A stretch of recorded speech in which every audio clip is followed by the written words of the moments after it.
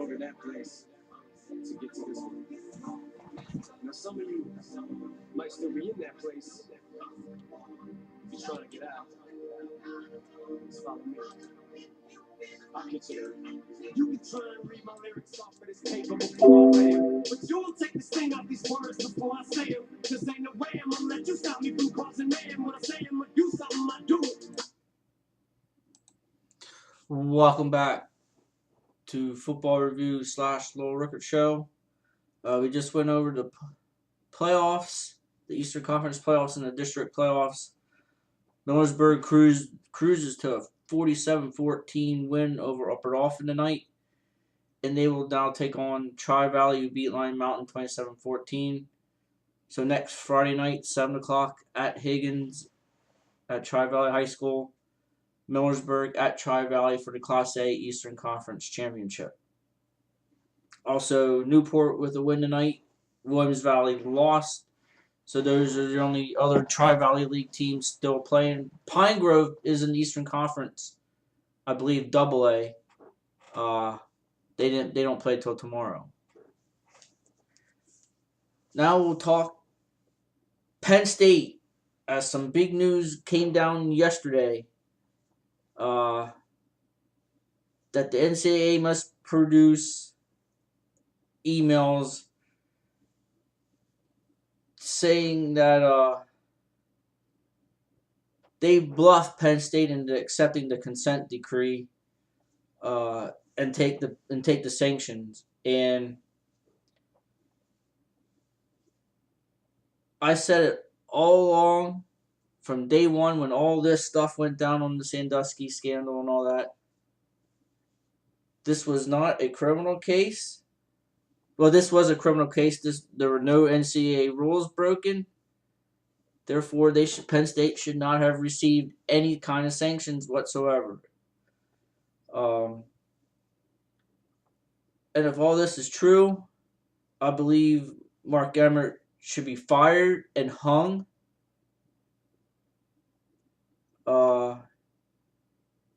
I believe the lawyer that the Board of Trustees from Penn State hired, he should be fired and hung out to dry. All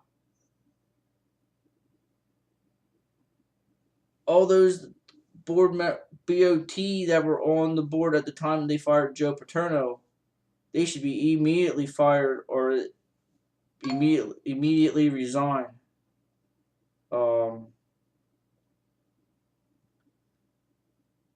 The NCAA went by the free report, which was to be an opinion from Louis Free. It was an opinion and recommendation based. It was not a report that you can go and draw your conclusion from. And the NCAA took that as a full-fledged report. And if you're going to take a report, Louis Free failed to interview the key players in all this. Spanier, Curley, and Schultz. He did not interview any of them. And if you're going to do a report, wouldn't you think you would interview them three?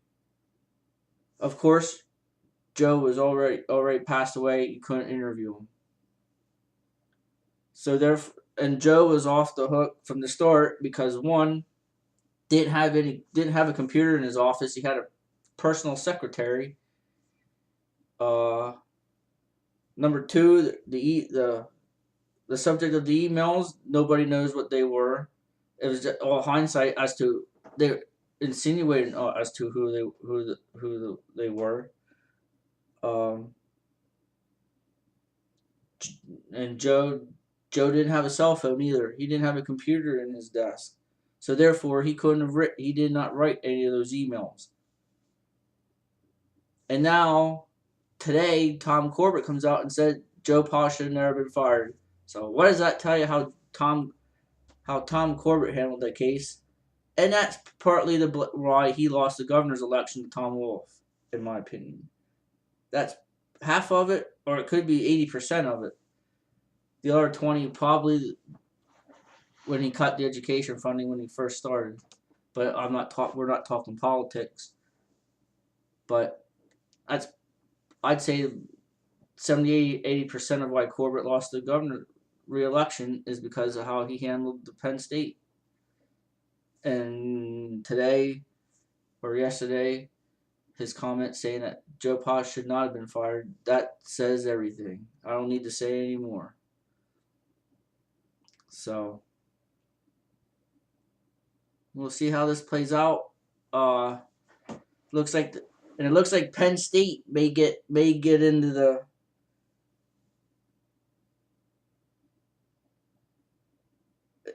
the trial as well. I get the lawsuit against the NCAA that the NCAA is trying to get out of, and they're in some deep hot water. So we'll see how it plays out. But how it's playing out right now is how I've said it from the beginning.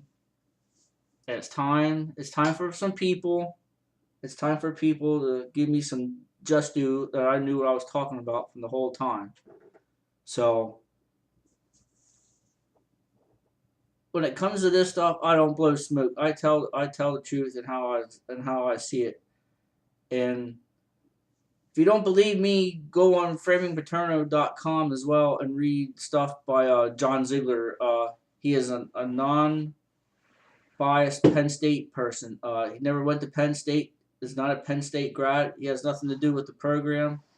He is a Georgetown University graduate. Just read some stuff. Just go on that website and read all you need to read. The facts are there.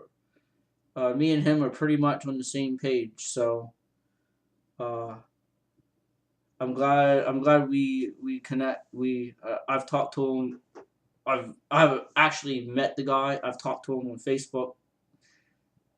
He's a pretty smart guy. So, and I just saw he has started his own radio show last week. I didn't get to hear any of it. I want to check that out.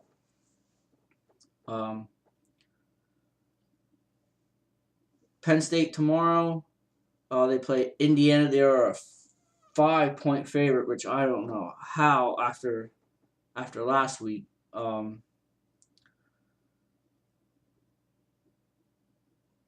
we'll see. Again, like I said last week, I think everybody had too high hopes for this team coming off of last year. And the sanctions have really played a part in the Penn State season, where they only have 65 on the roster, 55 true freshmen, redshirt freshmen, or sophomores, and the lack of offensive line. You see the results of it. Penn State needs a win if they want to get into a bowl game. They just may get it. Miles Diffenbach is back. I believe will play. I'm not sure if he's going to start tomorrow or today. It's after midnight, so this later today. It'll be interesting to see, but he will get some snaps. And there's now some talk that Hackenberg's not happy, might consider leaving. That would not be a wise move, because one, it's only year one. I don't think you're gonna excel in a new coach's system after 1 year. It's gonna take time. He has the weapons, and I think come next year there will be more depth, and I believe the results will be much better. Defense has just played outstanding. Penn State's one of the top defenses in the country. They're like top. They gotta be top 5. They're like number 1 against the run, and they're just doing a well of a job. Zettel, and Mike Hall, one of the 2 big guns on defense. Very, very, very good players. They should get some time at the next level in the NFL next year. So that's going to do. Oh, we're going to talk Eagles quick. They got a game Monday night against the Carolina Panthers. Mark Sanchez is a new quarterback, with Foles out with the broken clavicle, and he's out anywhere from 4 to 8 weeks. Sanchez looked pretty good. in his first action in a couple years. Now he'll get his first start in a couple years. And here's the difference between with him at the Eagles and the Jets. Talent. There is more talent on offense than with the Jets, and the offensive system is more conducive. It looks like conducive to his skill set than with the Jets. So I think he's gonna thrive. I think he's gonna have just an even better game next week since he's got reps with the first teamers. Sheedy McCoy's starting to heat up, running the ball. He's been over 100 yards the last 2 games, maybe the last 3. So he's starting to heat up at the right time. Maclin's he's a Pro Bowler right now. I would vote him on the Pro Bowl right now. He's just putting up big numbers, and he's better than he was 2 years ago before he tore the ACL last year. He's just playing phenomenal. Evan Mathis is back, and that's a big get since Todd Hermans is out for the season. So I think the Eagles they're gonna keep rolling. The Dallas Cowboys, I think they're making a mistake playing Tony Romo this week. Yes, they should beat Jacksonville, but if he gets hurt even more, you might as well put a fork in the Dallas Cowboys. That's all I'm gonna say. They're gonna tank. So we'll see. That's all I got for tonight. We'll try and do maybe a video tomorrow after some college games, or either tomorrow night, sometime either Saturday, Sunday, or Monday after football. It depends on how I'm feeling and if I'm tired or I got a busy day tomorrow, busy day Sunday. So I don't know. So Saturday, Sunday, or Monday night, we'll see. Thanks for watching and checking this out. Don't forget to comment on my Facebook page, or you can comment on my Twitter page, LTR71. The LTR is all caps, or you can email me. Or again, Facebook, you can leave comments, questions on what I'm doing, what I can improve on, etc., etc., etc. Or you can just leave me some questions or comments on sports in general. Once football's over, we'll get back to the regular Low Rickert show. We'll talk all the sports and try to get some good debate going. So, thank you again. We'll see you sometime in the next couple days.